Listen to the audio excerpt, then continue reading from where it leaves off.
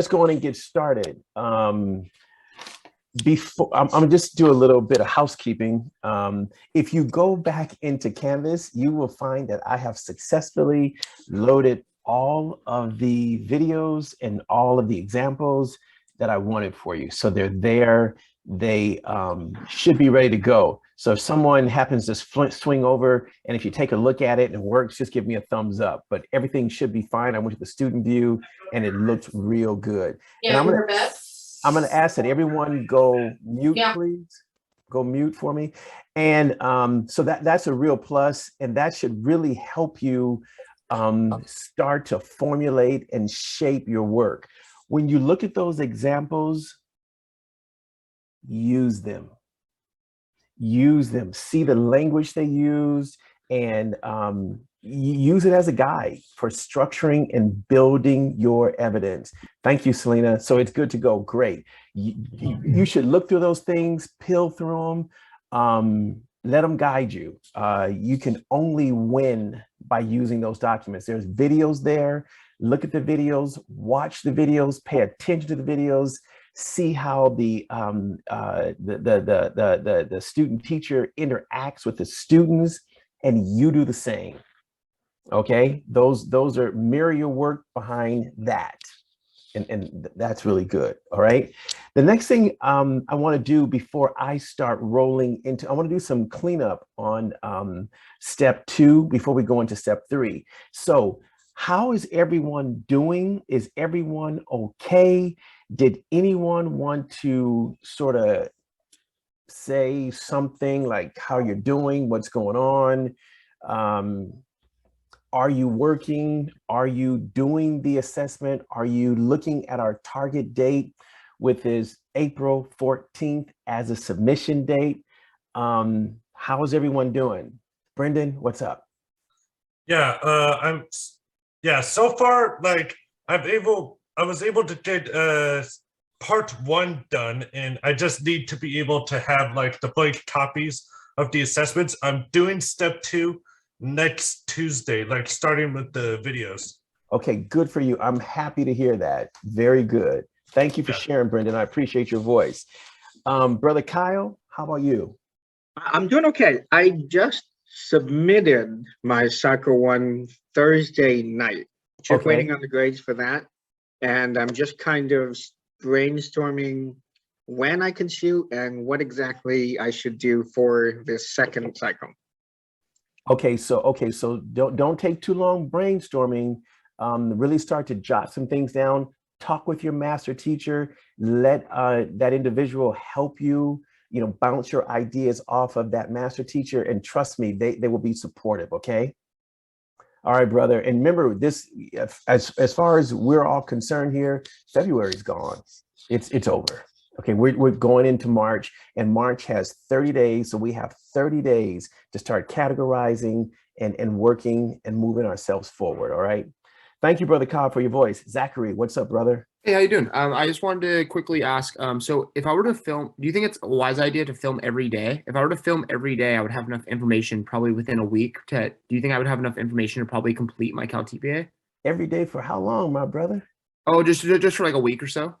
You know what? I don't know, dude. Is that going to be in relation to your lesson? You're not just filming aimlessly, are you? No. So my idea was possibly because I'm being truthful with you. I haven't started I started my CalTPA. I got the my written narrative done, but the one thing I did have a quick question on, just as a refresher, I must have missed it.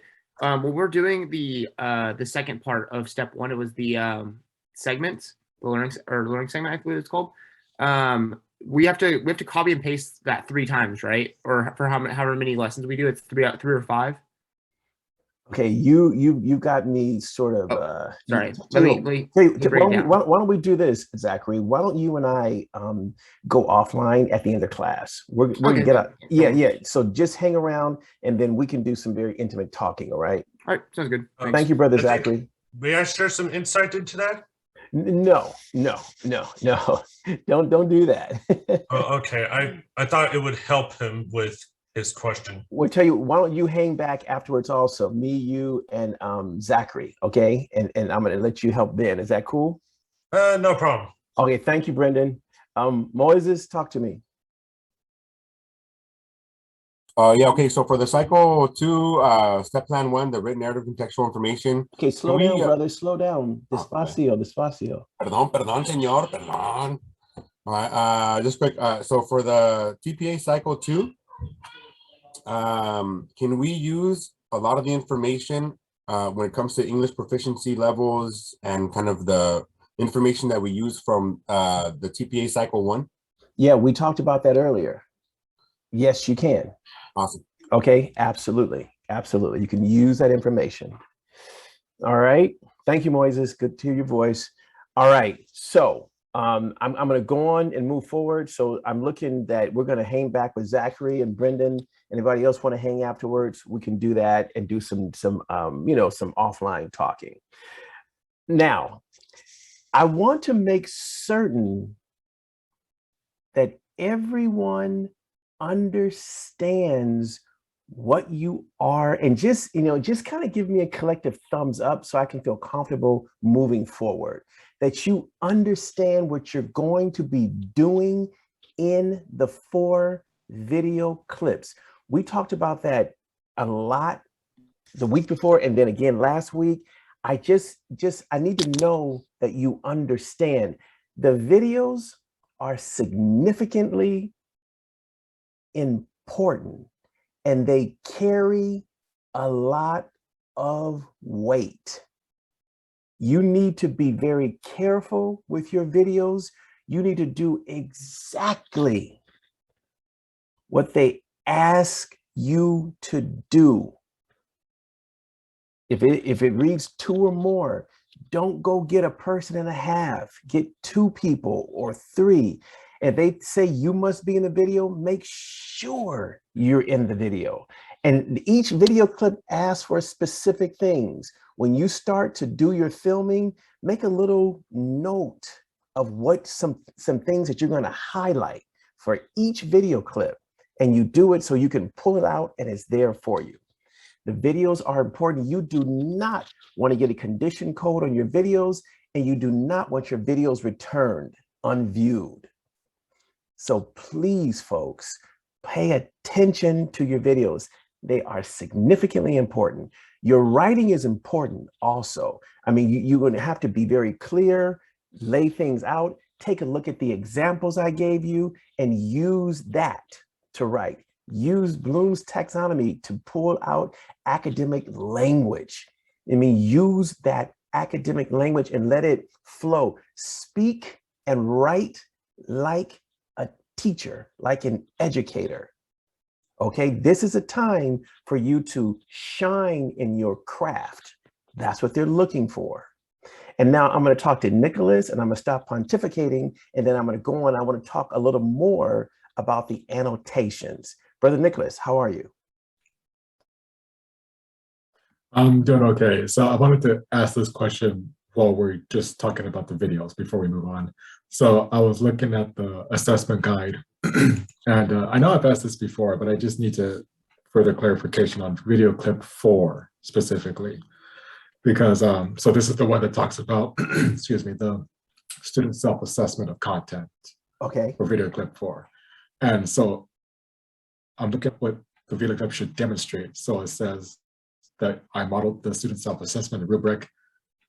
One of our students are using it, and I provided feedback based on their self-assessment results.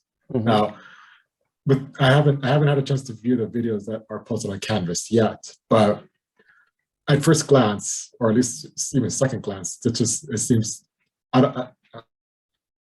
I'm having trouble seeing how that all 3 of those points can be condensed in just a quick 5 minutes, because I would think it would take maybe a couple of minutes just to demonstrate the self-assessment and Rubric, and then a couple more minutes for them to use it. And yeah, it can be done, and you're gonna have to find a way to get it done in 5 minutes. They know it can be done, and you're gonna have to find a way. So just one more time, how you model the use of the student self-assessment in Rubric.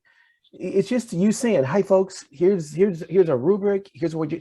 That's modeling it. I mean, you do that every day with everything you want your students to do.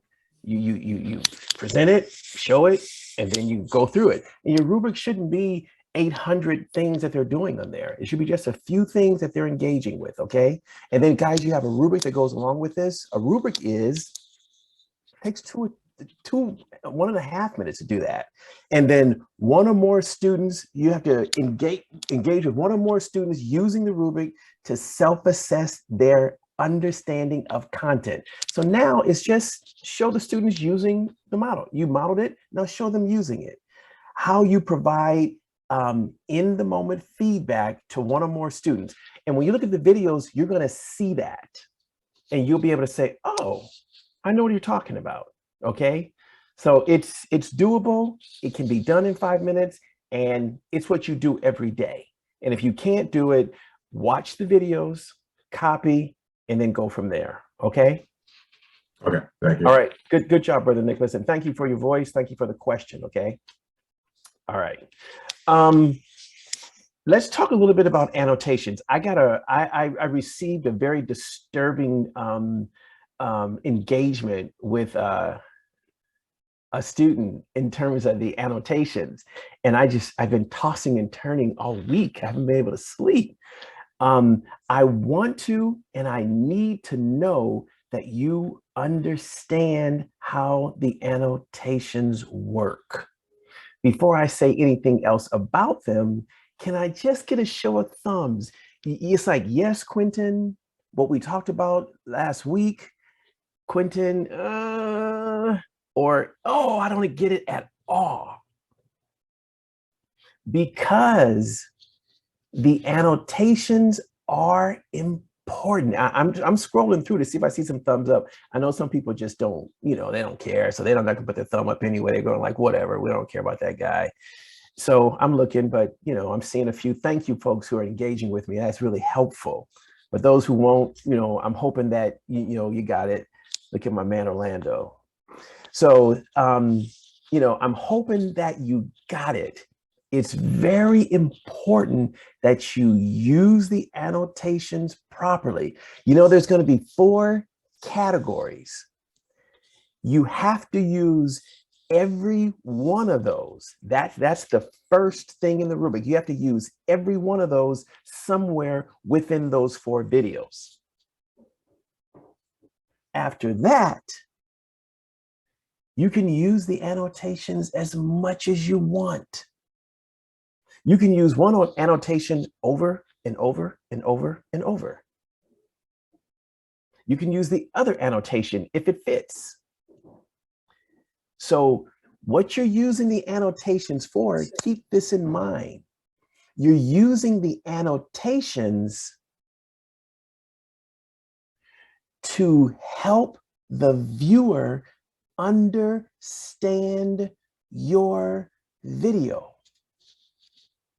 A good way to, and I gave you an annotation copy of someone else's work. It's there. Take a look at it. And usually they start off with, it's like 4.02. And they write here, I'm working with the student to help them understand the assessment, understand the self-assessment. And then they go on to say something else. But use those annotations so when the viewer can go, oh, I see what's going on there. Don't be shy. Use them as much as you need to get your message across to the viewer. It will help them in grading that video. Okay? And again, you can only use 1,000 characters. So if you don't get it the first time, you have a part way, use another one and carry the rest of the message out, all right? Use it. It's to your advantage. It's gonna give you a leg up in giving your video credibility. All right? Okay, Quentin. Oh, thank you. Okay, thank you for that. All right, so. Sounds good. What I'm gonna, and I really wanted to just reiterate that one more time. And when you see all the information that I loaded onto the system that you can now access after all this time, the very first one is annotations. Okay, take a look at it, expand it out, read what they wrote, and then go, oh, and like the CTC says that what you want them to see, timestamp it. Okay, here at 3.000, I am, and go from there. All right, so what I want to do, well, are there any questions about the annotations? No? Kyle, talk to me, brother. Okay, so like, so all 4 videos at some point need to do all the categories of annotations, correct? Need to do all the categories of annotation? No. Okay, So okay, but let me and that's a very, very good question. And let me answer that, and then I'll hear you again. Okay. So let's say you have 4 videos, 1, 2, 3, 4, and each of those videos do something specific. And each of those annotations matches up to one of those videos. right. Okay. So in answer to your question, no, all the videos don't need to have all those 4 things. However, you may find something that fits from the other one, and you can include it. Or you can use the same annotation that you use for that video. You can use it over and over and over. Or you can use the other one because you did find something there that speaks to that annotation. Okay? Okay, But you can't just use them arbitrarily. Every time you use them, right. you have to connect in the way the annotation is asking. Okay? Right. Okay. Okay. So, and then there's also not a specific number of annotations we need to make. No, there's not a specific number. Well, yeah, there is a specific number, 1. Okay, And that is your specific number. But you can go way over that. You can use annotations 10 times on video clip 1. You can use annotation 15 times on clip 2. Do you see what I'm saying? yes. Okay, very good, brother. And I thank understand. you. All right, thank you. Thank you for asking that question. I want you to ask questions so that you can say, okay, I freaking get it. All right, so thanks for your voice, Kyle. Moises. So in terms of let's say if I'm using I write up something in my content in the description of the TPA cycle 2, could I cut something from that thing and put it into the annotation? Like, let's say, oh, this is higher order thinking, like, you know, and in my description I write, oh, this is an example of Bloom's higher order thinking evaluation. Well, I would anticipate that when you do your annotations, Moises, it should just be, you know, you just write here, I am working with the student. Just use your own, let it flow from your head. Don't worry about trying to cut and paste something else because you only have 1,000 characters, brother. Just let it come from your head. Help the viewer know and understand what you're doing. At this point, I'm engaging in higher order thinking, yada, yada, yada. And this is an example. This is explained through this action. Exactly.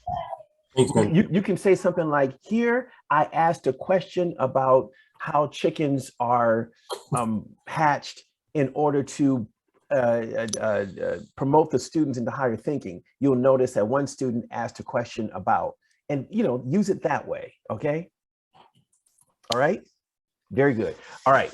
So what I'm going to do now, thank you, Moises and Kyle. What I'm going to do now is I'm going to move on because I don't see any other hands up. No one else seems to have questions. And so I'm just going to keep moving forward. And we're going to go over to step 3, reflect. And we're going to do a little breakdown and try to understand what's happening in this reflect part and then go from there. Brendan, what's up? Actually, did we go over the analysis of informal and student self-assessment, or do we not need to go over that? Yeah, we've gone over that already. Oh, we already did? I Oh, I couldn't remember. Okay. Yeah. We're kind of a little bit beyond that. Okay. Oh, okay. All right. Okay. Thank you, brother. All right. So, folks, what I'm going to do right now is I want to start at the very step that we always do. I want to go to the step 3 rubric. Okay. It's rubric 2.8. I have it on page 40. You may have it on 41 or 42, but that's where I'm reading from. Okay. It's in the back. And I'm going to start with the essential question for step 3. All right.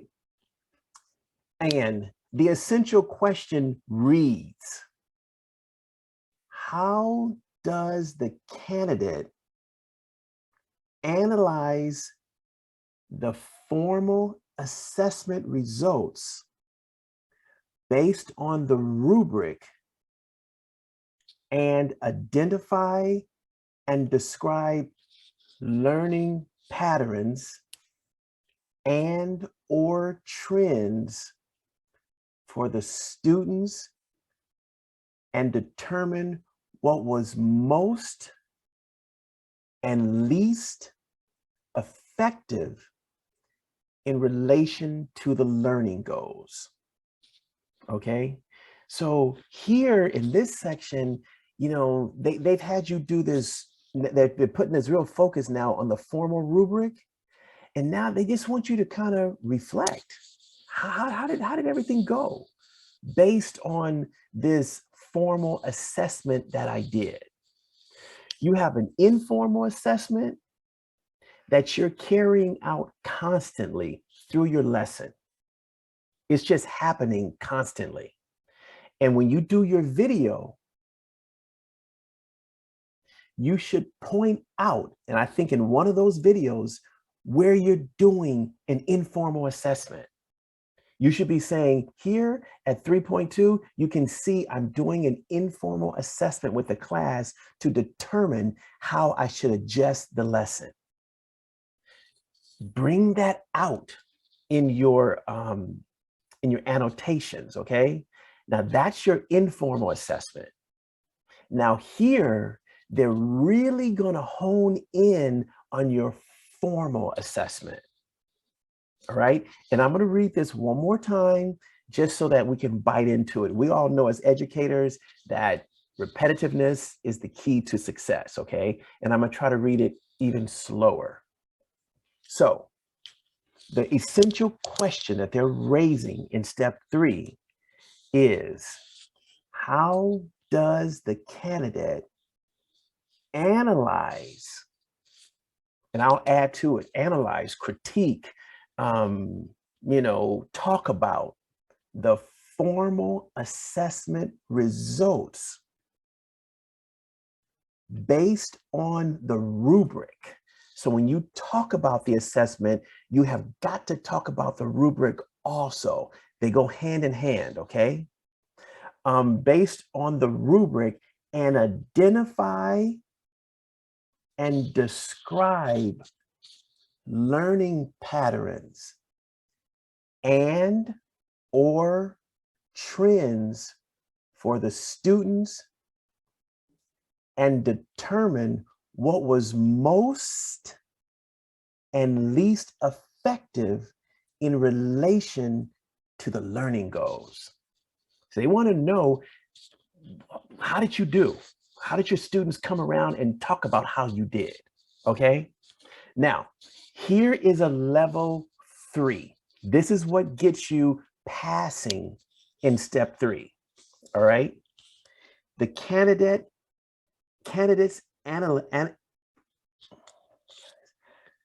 analysis of the formal assessment results accurately describes students' performance in relation to the rubric and identifies learning patterns and or trends for the students in relations to the learning goals. Any patterns, any trends, anything that you notice, okay? Next part of that, assessment rubric clearly aligns with the learning goals and enables the candidate to score students' work consistently, okay? Last part, candidates analysis describes what was most and least effective in relation to the learning goals. Hey man, this is what you do every day in your work. This is nothing new and nothing foreign. They're asking you now to just show that you know how to engage with the formal assessment and the rubric and see what was learned, what wasn't learned, were the goals met. They want you to now analyze your formal assessment. That's all they're asking. All right. And you can't deal with the formal assessment unless you attach the rubric to it. So when you talk about the formal assessment, that rubric should be part of the conversation. All right. Okay. Any questions about the rubric or the essential question? Okay. I'm going to keep moving forward. And thank you very much for listening. Now, the next thing I'm going to read is the evidence that you're going to be submitting for step 3. And I'm on page 24, you might be on page 25. So the evidence to be submitted, part I and part J. So part I, formal assessment responses from 3 students. Okay, so that means you're going to focus on or pick out 3 students and you're going to grab their assessment and take a look at it. Okay, now in this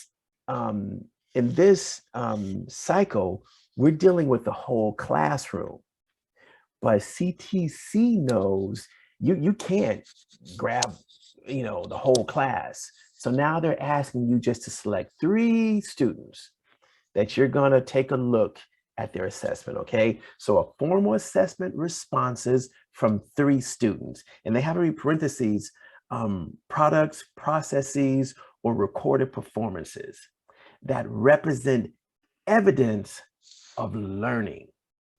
Okay, and it's going to be labeled exceeds, met, and not yet met with feedback. Okay, so you're going to pull these 3 students,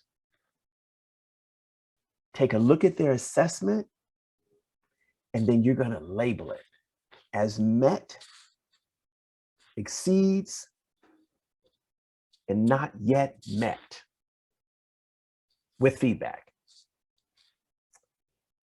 Part J, a written narrative, analysis of formal assessment results and reflection for whole class, a reflection for the whole class and 3 students. So these same 3 students, no more than 5 pages. And they have parentheses, if detailed content specific rubric-based feedback is not included with responses in part I, include the feedback with this written narrative. Okay. So this is the evidence that you're going to be submitting for step 3. Now, here's the next thing. When you go through the information that I loaded on Canvas, I want you to go into step 3. I want you to read it closely, read it with a critical eye, and then go, oh, that's what I need to do. All that information I gave you is going to be very helpful in helping you design and build your evidence. All right. So how we doing? No, how am I doing? Is everyone feeling okay? Feeling safe? Feeling comfortable? Feel good. All right, cool. All right, so let's keep rolling forward.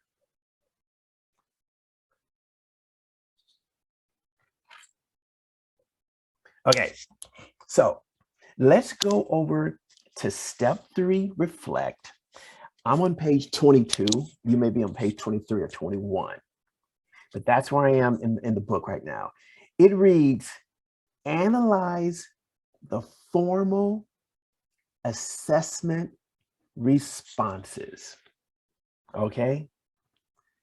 Use your rubric to score students' formal assessment responses. Determine the level of performance for each student in your class based on the rubric. Record student assessment results on the table provided in the template. Okay, so you have a template to work with. Analyze the results for the whole class. Which students exceeded the learning goals measured by the formal assessment? Which students met the learning goals measured by the formal assessment? And which students need more instructions, support to meet the learning goals measured by the formal assessment? Okay, and I'll say this again, this is nothing new. This is what you do all the time. You know this. All CTC is asking you to do now is show that you know it. Okay? Now I'm going to keep moving forward unless there are any questions. All right? Based on your analysis of the results of the whole class, select 3 student responses from the formal assessment that determines the range of performance. Okay, so student 1, response 1, product, process, or recorded performance that exceeds the learning goal. See, now what they're asking you to do is to step back from the whole class and focus on 3 individuals in the classroom. All right, and you know, choose your students wisely. Choose your students. So student 1 response, it reads performance that exceeds the learning goals. Student 2, performance that meets the learning goals. And student response 3, performance that did not meet the learning goals. All right. And then I have notes here that I'm just going to kind of share with you, and you know, just kind of to really help maybe break this down or really start to bite into it a different way. The essential question. So how does the candidate analyze the formal assessment results based on the rubric and identify and describe learning patterns or trends for the students and determine what was most and least effective in relations to the learning goals? So when you do that, justify your actions, solve and discuss any problems or issues that may have come up. Don't run from them. Bring them up. Talk about them. Okay? Solve and discuss any problems or issues. Okay? Go after seeking a deeper meaning to what occurred and what did not occur. Be analytical. Be an educator. Okay? What did occur, what didn't occur, what should have occurred. Okay? Offer up suggestions for change. You can say something like, maybe next time, I think I'm based on the formal assessment results, I might want to choose a book that, you see what I'm saying? This is a place where you can critically analyze, offer suggestions, you know, be an educator. Talk about what you might do next time. Okay, it won't hurt. You've got 3 pages to come out with. Use this time, okay? So examine students' assumptions, attitudes, values, and beliefs if they come up, okay? Don't hide from them. Make it part of the discussion, all right? And next, revisit the experience. You know, talk about what happened, you know, go back, talk about it a little bit. You know, it won't hurt. Bring it up and say, maybe if I would have, okay? Or next time I'll make certain that I. Is everyone with me? Is this making sense? Brother Christopher, give me a thumbs up, thumbs down. Look at my man, Eric, hooking the brother up. All right. Okay. And then, you know, what about you? What about your role? What about you, that educator? What about you? What did you do that was meaningful? What do you need to change? Was your tone or your voice too low? Be analytical. All right. Talk and listen here. You can't lose because you're being reflective now, and that's very important in your role as an educator. It does nothing but make you better in the end. So I'm going to stop talking for a minute and ask you, how are you doing? What are you thinking? Are there any questions? By the way, Quentin, I got an answer to my question. So no need to meet up after. Nah, you're staying over, buddy. Oh, dude, You're in detention. No, you're cool, Zach. All right. Are there any questions? Should I keep moving forward? Is this helping? Am I speaking slow enough? Is this making sense to you? Okay, very good. Now remember, as we keep, you know, talking about this, remember this step 3 is all about being reflective. And when you're reflective, let me close this window for a second.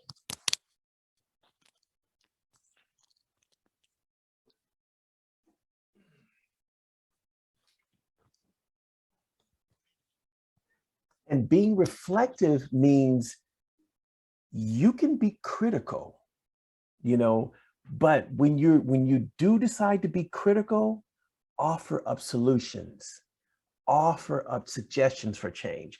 Be critical, but respond to that in a positive way, okay? All right, I'm gonna move on. And I'll ask this one more time. Is everyone okay? I'm gonna keep moving forward. Okay, very good.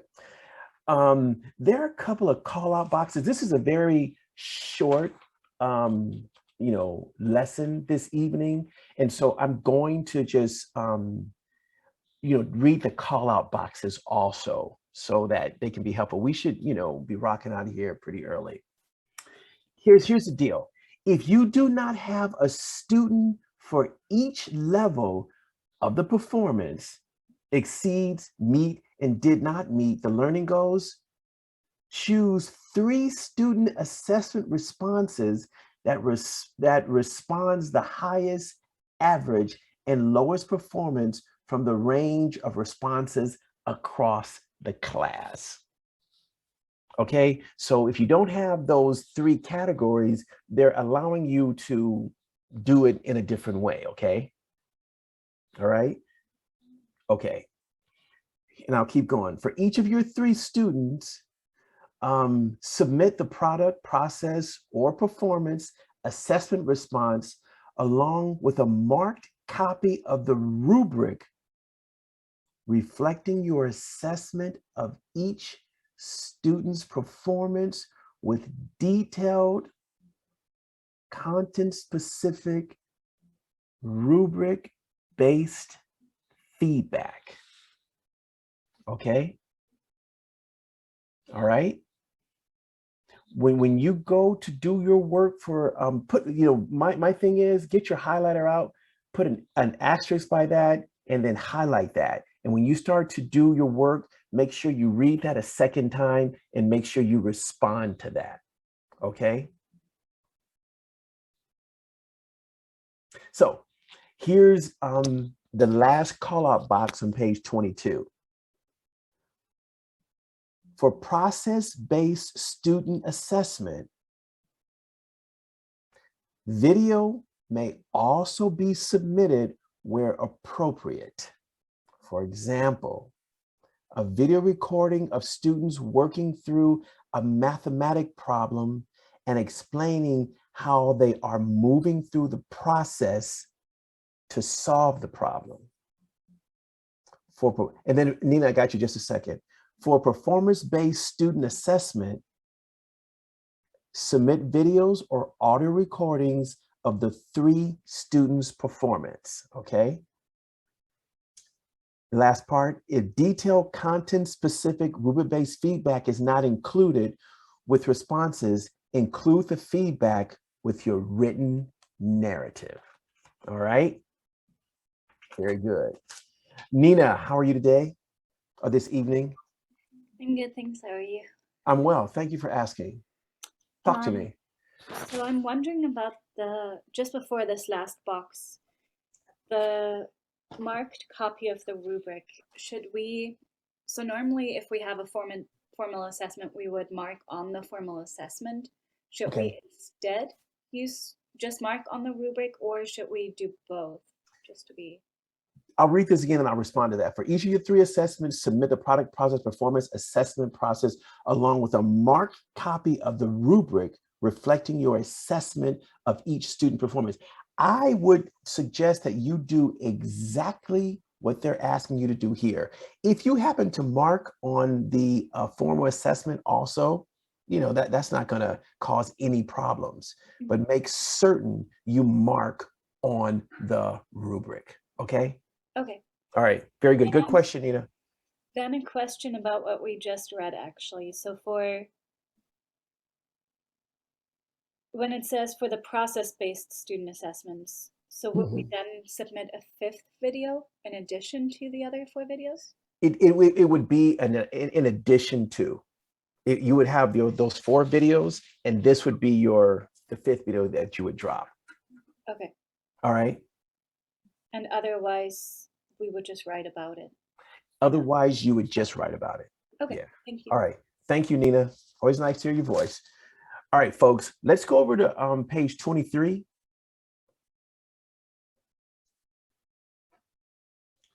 And it starts off, before you scan students' work, this is that call out box with little special instructions that you need to pay attention to. And if they start a page out with a call out box, we need to read it, okay? Before you scan students' work to upload, label each piece of student work to reflect that the student exceeded, met, or did not meet the learning goals. All right. Remove the cover sheet remove the cover each student, remove, slow down, Quentin. Remove or cover each student's name or any identifying information about the student or the school, okay? And last last note in that call out box, when you upload your assessment responses for submission, you will be required to assign a label to your file, indicating whether it is response 1, exceeding goal, response 2, met goal, or response 3, did not meet goal. Okay, so when you upload your assessment, you're going to be required to, give those 3 a label. And that's just clear. Okay. All right, so let's keep moving forward. Directions: provide the following information for your class using the Part J written narrative. An analysis of formal assessment results and reflection for whole class and 3 student template provided.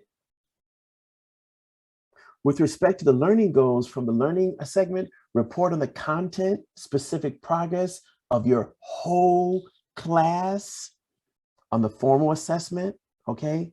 Complete the table below and briefly describe each learning goal and to provide the number of percentages of students who exceeded, met, or have not met the learning goals. So what they're asking you to do is when you deal with that whole class, now the call out, the sheet there is going to have you sort of break the class down for them, okay? Does that make sense?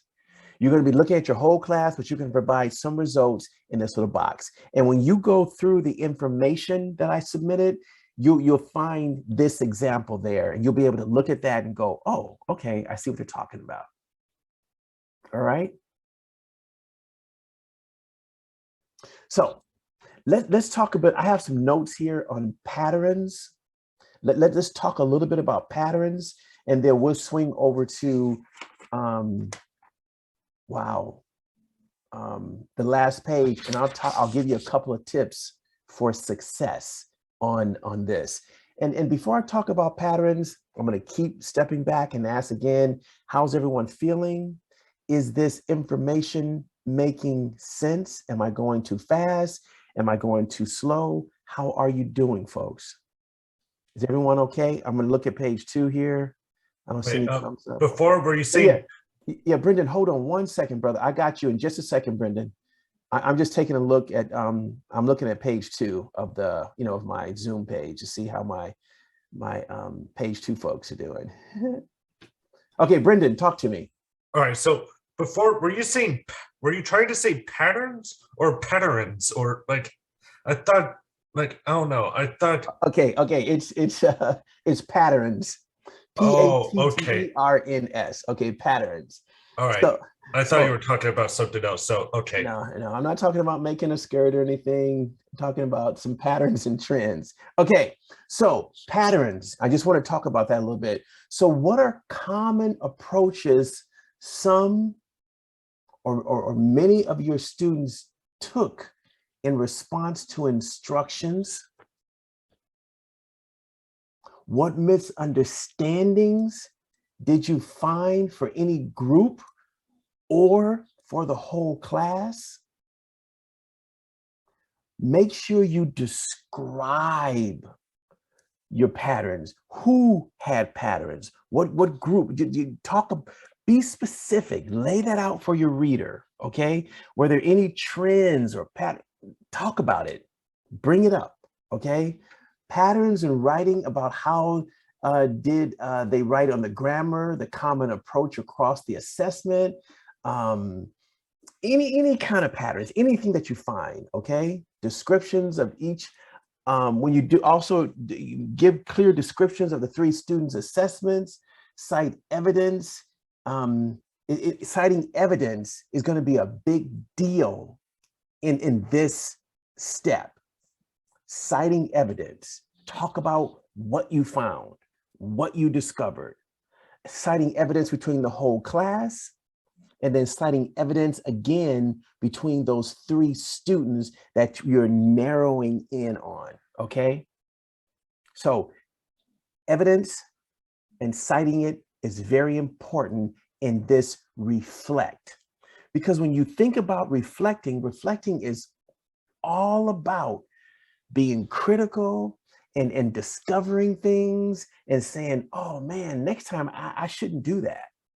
Or next time I might do this. Or based on what I found here, I'm going to change that. Or my students, you know, whatever, however you do it, find patterns, find trends, use that evidence. Brother Kyle. Dr. Clinton, so I'm sorry if it was already mentioned. I left the room for 1 minute, but for citing the evidence, is it just quoting it in the writing, or can it be like a screenshot or something of the sort from your grading? It should be, it could, you know, I don't know about it. You only have 3 pages to work with, brother. So you might want to just talk about what you found. That's citing evidence. You know, you can say, looking through the assessments of the whole class, I discovered this group of, you know, talk about it that way. That's citing evidence. Okay, good question, brother. So last little note that I have here, what trends and patterns that you notice between the whole class and the 3 students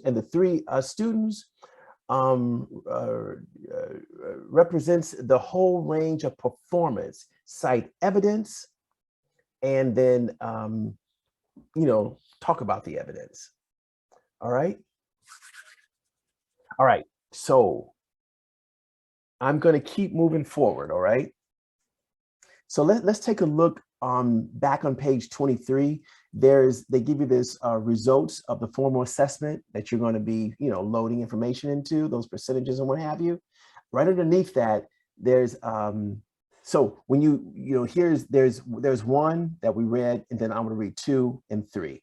So analyze the formal assessment rubric results for students in relation to the content-specific learning goals and ELD goals. If appropriate, and identify and decide patterns of students' errors, skills, and understandings for the group or whole class, and in addition, for the 3 students that represent a range of performance, okay? So when you talk about the whole class, come back around and then talk about those 3 students also. Don't leave them out, okay? Keep tying them into that discussion.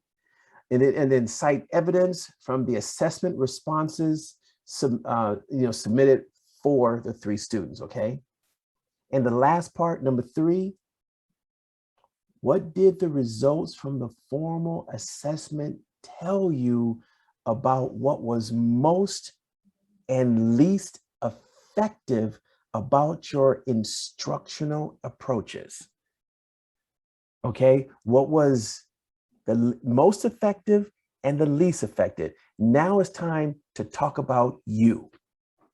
When we get into the least effective, you can start talking about how you might change that based on this information that has come from the assessment.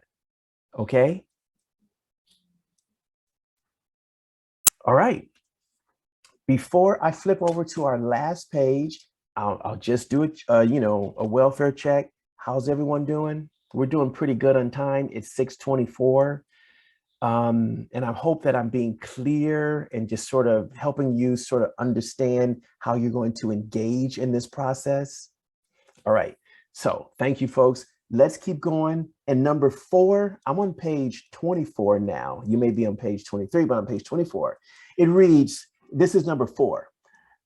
For those students whose achievement did not yet meet the content-specific learning goals and ELD goals, if appropriate, on the formal assessment, what do you need to do next instructionally to meet their content learning and language development needs. Okay, based on the rubric, what type of detailed feedback will you provide to the whole class, student 1, student 2, and student 3? All right. And then part B of that, how will you assist the whole class and these individuals to use this feedback to revise their work and or take next steps to advance in their learning? That's these starting on page 23, that number 1, number 2, number 3, and number 4, and for A and B is what your 3 pages of evidence is going to be about. Okay, that's where you're starting to lay this meat out for step 3. And all, you know, all you're doing is being reflective and analytical and critical and supportive and all that stuff in this section. Okay, and this is what you do every day. This is nothing different from what you do all the time. All you're doing now is writing it out. So here's just a couple of tips for success, you know, with this. Make sure you are analyzing the goals. What did I do to evaluate these goals? What did I find out? Describe the goals and how your students did on these goals. Okay. And then I'll do the last one. Keep in mind that you're writing this information for another reader. Be clear.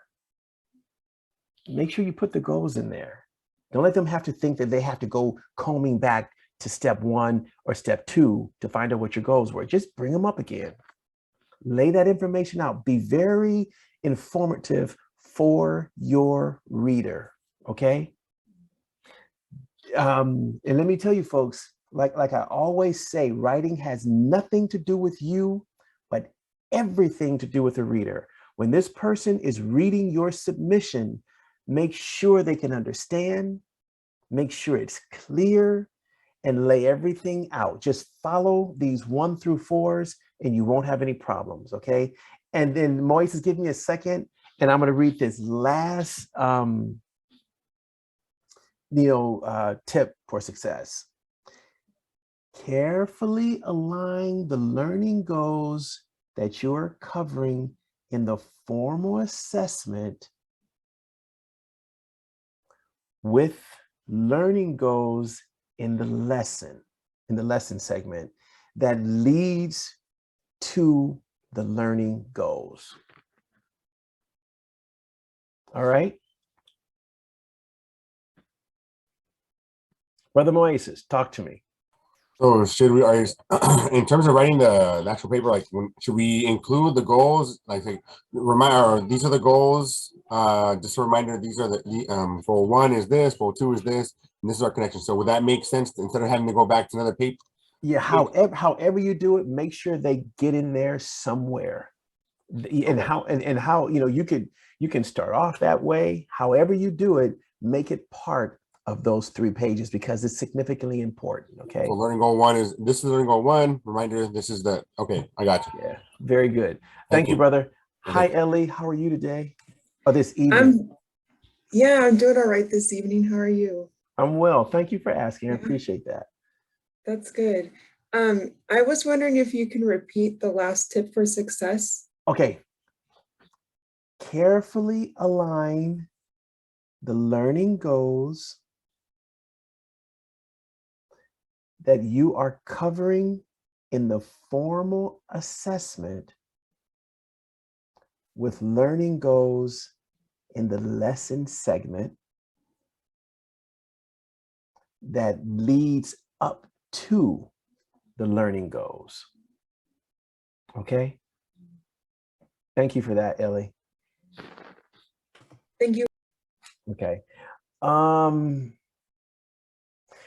What I'll do is I'll just sort of stop right here and just ask if anyone has any questions.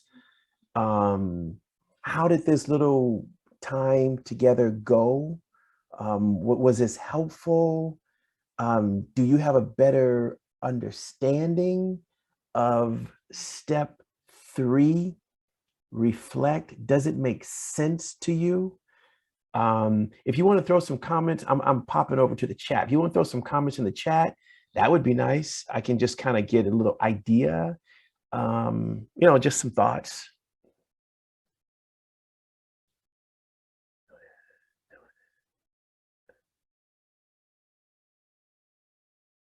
Okay. Okay, thank you. Thank you. All right, cool. Thank you. All right, I appreciate that. Okay, cool, guys. I'm not gonna, just keep beating a dead horse. If,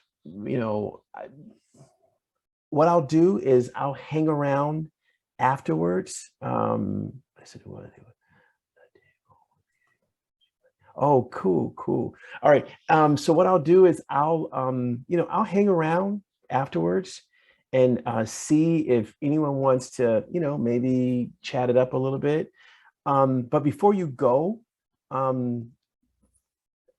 thank you very much for, for being with me this evening. I really appreciate it. I appreciate the questions. I appreciate your thumbs up. It's very helpful for me.